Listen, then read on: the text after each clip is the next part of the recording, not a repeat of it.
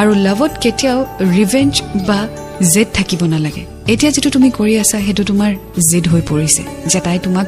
ক'ব লাগিব তেতিয়াহে তুমি তাইক ক্ষমা কৰিবা well maybe she found someone maybe she fell in love with someone আৰু তাই মুভ অন কৰিছে well তোমাৰ লগত যি হল হেয়া বেয়া হল but that doesn't mean যে তুমি হেতু কথা লৈ বহি থাকিবা আৰু তুমি আগুৱাই না যাবা লোকসানটো তোমাৰ হ'ব ৰাইট কষ্ট তুমি পাই আছা আৰু তোমাৰ কোনো অধিকাৰ নাই এতিয়া যে তুমি তাইক আকৌ লগ পোৱা তাই যি কৰিলে তুমিতো তাই নহয় ন